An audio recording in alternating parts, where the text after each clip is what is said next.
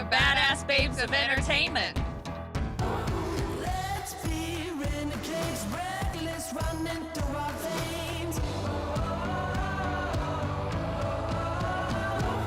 Let's be renegades, girls for nothing, runaways. Welcome to the Badass Babes of Entertainment. Today we have Carissa Mitchell. She is the owner of Mitchell and Associates Talent, one of the top-rated talent agencies in New Mexico. And before entering into entertainment, Carissa had a myriad of jobs like graphic designer, art director, and special events. She has a bachelor's degree in fine art and photography.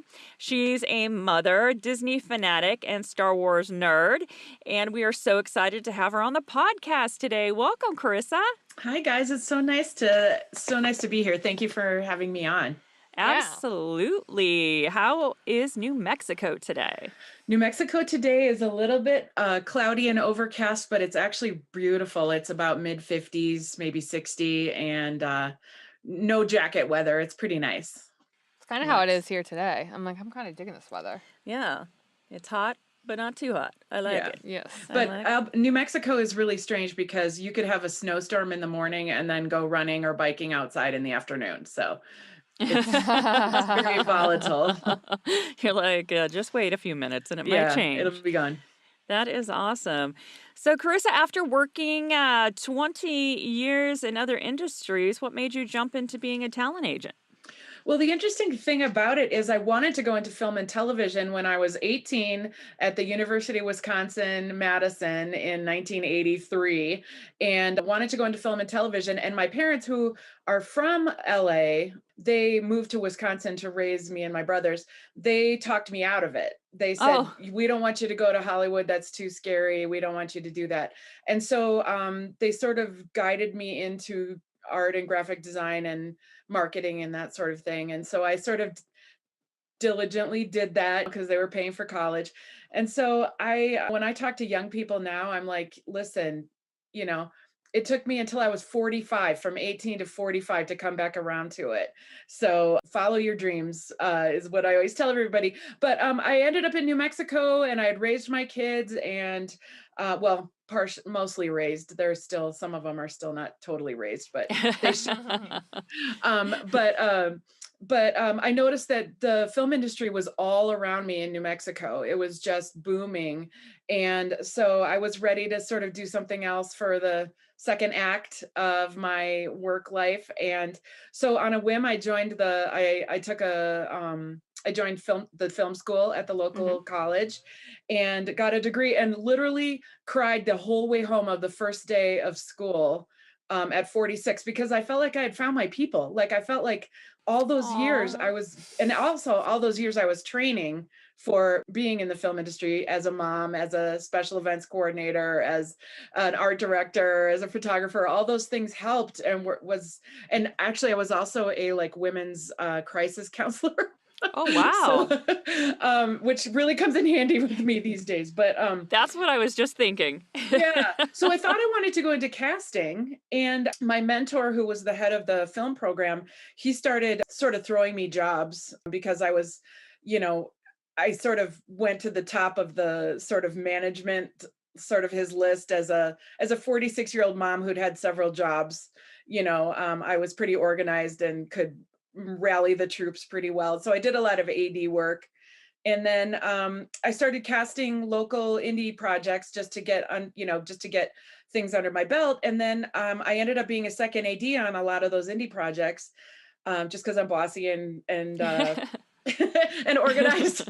I would say I have good leadership skills, but bossy was always kind of bandied around. But anyway, so I ended up on set, hanging around, talking to all the local actors in New Mexico as the second AD and doing the call, because I'd have to wait to do the call sheet at the end of the night. Fell in love with the actors in New Mexico, just fell in love with them. They needed to talk to people. They needed somebody to say, they couldn't get a hold of their agent. Things were kind of just sort of bumbling along as sort of, we'd get, they'd get auditions, but not really book a lot. We were sort of known as just sort of, loosey-goosey Wild West hobbyist actors in New Mexico. And so I started looking at their headshots, I started looking at their resumes, I started looking at their clips. This is, more than 10 years ago, and being like, why isn't your agent telling you that these headshots aren't going to work? It's obvious to me as an art director that, that this isn't going to work. So I started sort of mentoring actors, and they started saying things like, have you ever thought about being an agent or a manager? Have you ever thought about that? You've been more helpful than my agent. And so I went back to my mentor and I said, hey, what do you think about contacting SAG and becoming an agent? And he said, don't do that. He said, one of the local agents is quietly for sale. The agent wants to get out of the business. And she was one of the ones that I was like, why isn't your agent telling you? So she needed to get out. I think she's a middle school teacher now. She went back to school. And so wow. I quietly bought the agency. I gave her a lowball offer, and she took it. And I was like, I think I can do this. And so we put it in the contract that I would apprentice with her for a month or so to transition out, so I would learn it. And literally, I think the third day of the first week, she said, I'll be at the bar down the street. You got this. And so what I did was I just contacted all the casting directors in New Mexico, and I said, look, I'm new. I want to provide you a service. So you tell me how you want this to go. You tell me what would be the most helpful for you. And so they were like, this is how we want you to respond. This is how we want you to confirm auditions, and things like that. And so I just hit the ground running, and I was afraid that everyone was going to leave once I took over the agency, and they didn't. They stayed, and I said, all right, well, we're going to pull ourselves up by our bootstraps, and we're going to become known in New Mexico for having a great acting pool. And we have. I mean, now at this point, we're booking like crazy, and we're reading for guest stars and recurring roles on television shows that are coming here, and leads in movies and things like that. And so I am so proud of the actors in New Mexico for really saying, all right, let's do this. Let's level up. And they really have. And I am so proud of them. So that's kind of where I started. That is awesome. That's incredible. Our show's sponsor today is Roasted Luxury. And this coffee is so freaking good. I can't even begin to tell you. You'll never have to leave home again for coffee. And it's organic, fair trade, and small business, which we love. This is a good thing. They offer honey processed coffee, which means that the coffee is naturally sweeter. So you badass babes can add less sugar and have that second or third cup without the guilt, which we also love. Go to roastedluxury.com and use promo code BABES15 for 15% off your entire order. And you can feel good about helping a local business person who is also a badass babe. Yes. So thanks so much to Roasted Luxury for being our very first sponsor on Badass Babes of Entertainment. I'm just curious, in 2014, you expanded into the LA market, and Yes. How has that been? Everybody said, it'll take 10 years to get started in LA. And I said, no, it won't. It'll take 5 years. And they said, no, it won't. It'll take 10 years. And I just started. What happened was a lot of my local New Mexico actors were booking everything in New Mexico and just having these incredible resumes. And then they would move to LA, and then I would lose them after I did all the development and I had this great, working relationship with them, knew them personally so that I could submit them for the right roles. And then they go to LA and have to find another agent. So I started with that. And then slowly, just by word of mouth, started adding incredible people in the Los Angeles market to our roster. It's a much smaller roster in in LA. And I have an incredible assistant that helps me in LA. And like today, we just booked a Marvelous Mrs. Maisel. So that was, wow. I know, very Congratulations. excited. And so that, I love it. I'm still not jaded enough to be like, I don't even care about this show. If there's so many cool shows out there that I get so excited. I got to book somebody on The Mandalorian, Wow. which, as a lifelong Star Wars fan, Yes. was tears, many tears. And so that was really that was exciting, to sort of see those sorts of things happen in LA that really um, contributed to my, validation that I was supposed to be in LA as well. And now and it's 2014, so it's been what is it now? We're at 6 years, I think, 7 years. And Nice. I would say even during the pandemic, we have um, things have exponentially grown since the 5-year mark. And in 2021 alone, we've had more bookings and more auditions than we ever have. So just in the first quarter, things have gone crazy. So it just, as you guys know, it's all about relationships and trust and respect and networking and sort of working from the ground up to gain a reputation. And so I've been really, really excited about what's happening in LA as well. I love hearing that, and I love seeing other badass babes out there That's right. growing and moving and shaking. It's always exciting for sure. So let me ask you this. Is there anything that are pet peeves for you that you think that actors shouldn't do to avoid being dropped from your roster or anything else? Obviously, we don't want people to be flakes and that type of thing, but is there anything that kind of hits your hot button? Well, I guess we could expand on flakiness a little bit. People call me and they say, you should drop me, or am I in danger of being dropped because I haven't booked? And I'm always saying, you know what, let's look at your audition. Let's look at, let's see how viable you are. How many, what's the percentage of auditions, versus submissions? And then what's the percentage or the ratio of, bookings versus auditions? And if they're still getting regular auditions and casting directors are regularly bringing them in, then they're viable and we just keep going. Those casting directors are looking for, they like the actor and they're looking for different roles for that actor. So that's the thing. So I would say that one of my favorite things, and this usually comes from, this is a badass babes show, this usually comes from middle-aged men, and I don't want to start bashing on them, but they will call me and they will say, do I have any auditions coming up?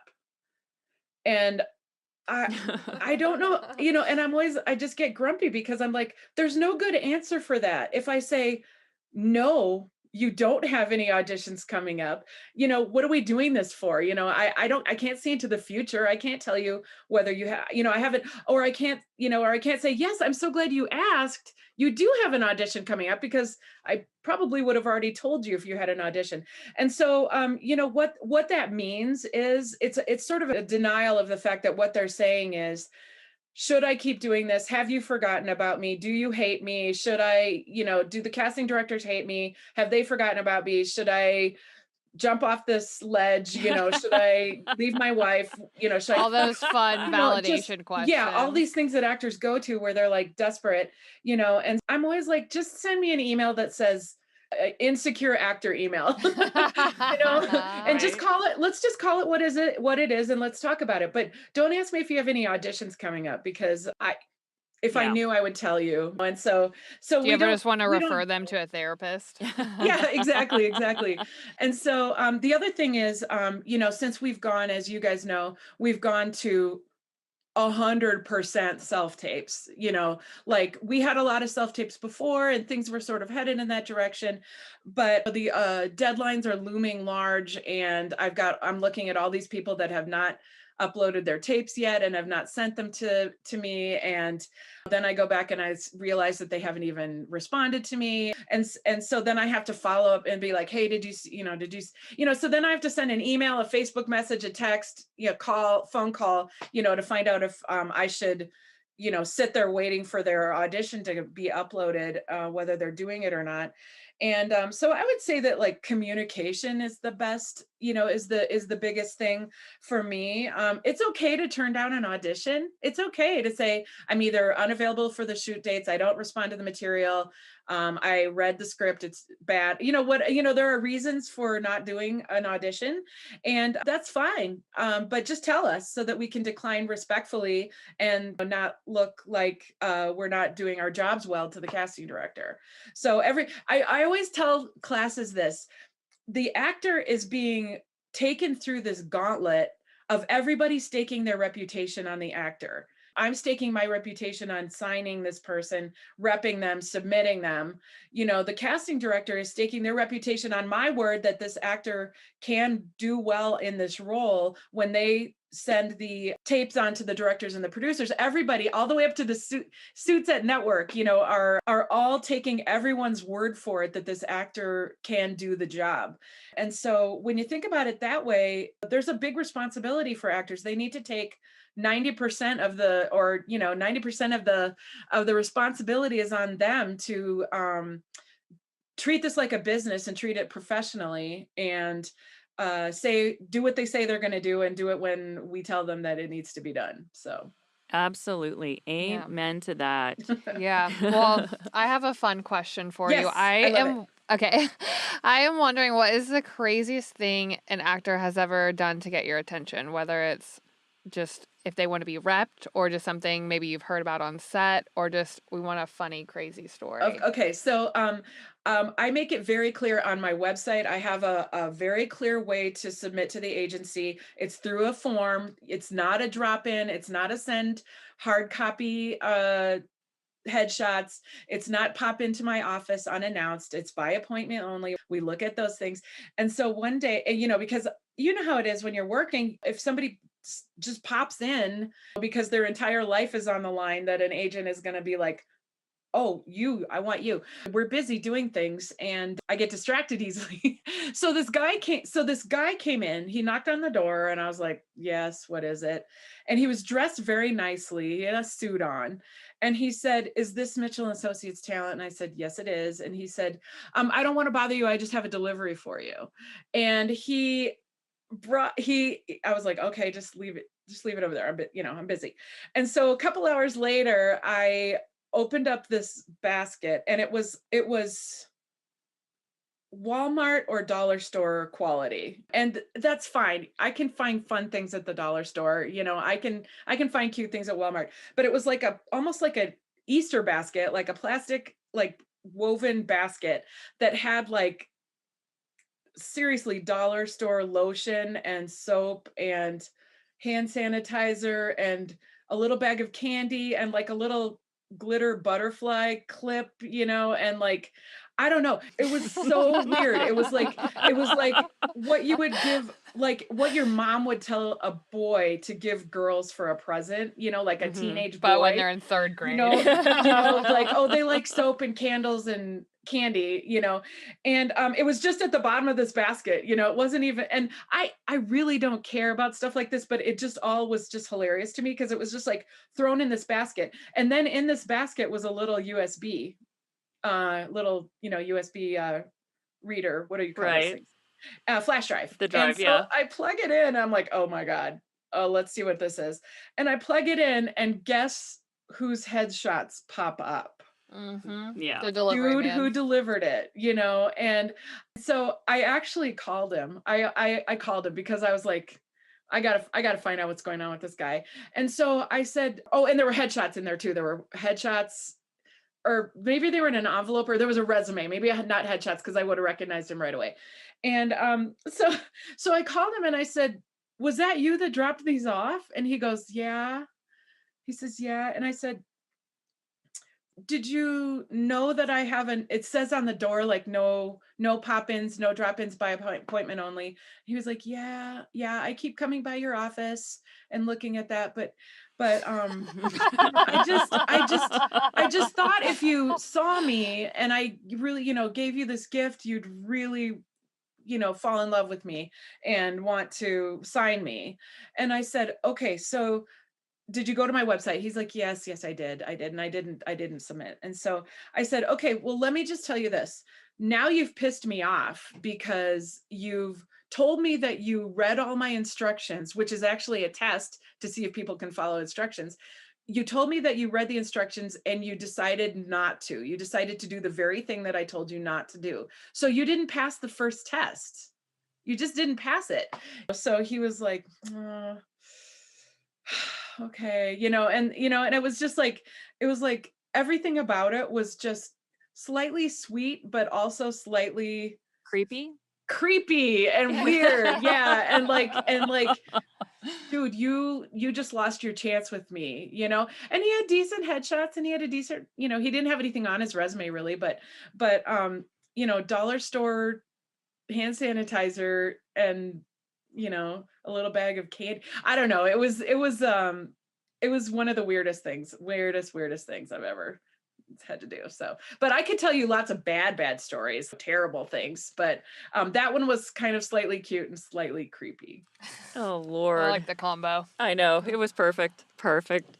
So, and our last thing that we always like to ask, is there a badass babe out there in your world that helped you get to where you are today, that helped lift you up? Someone you'd like to do a shout out to? Absolutely. I definitely want to give a shout out to my LA assistant, Christy Webb, because we have actually been friends for 25 years. Nice. She babysat my kids, and then she started coming over to watch MTV Total Recall Live or whatever, you know, because her parents wouldn't let her watch it, and she would watch Friends with me, and then she turned into my best friend, and then I talked her into going into casting because I wanted to go into casting. And so she went to LA, she got a PR degree and went to LA, and she learned how to be a casting director. She started with, I think, Leslie Litt, and she worked for 15 years, worked for ABC for a long time. And I watched her do all of this casting, and it was sort of slightly vicarious because I wanted to get in the film industry. And then when I started the LA branch, at the same time, she was like, I think I need to either become a casting director or I need to find something else to do. Like, she was at the associate level and was ready to either to do that or do something else. And I said, while you're trying to figure it out, come work for me. I'm just opening up in LA. And so everything exponentially changed because of the trust and the love that we had as being she's 15 years younger than me, but such a close relationship, and so respectful, so, it was so wonderful. And so I would say that we lift each other up, and she, and she's kind of the bad cop to my good cop because she came from casting. So she's like, nope, that tape's not good enough. They need to do it again. Let's call them and say we need to do this again, or, things like that. And she's a badass, and I am so lucky to have her on my team, and to work with her every day. Oh, that's amazing. I love that. That is so cool. You should have her on.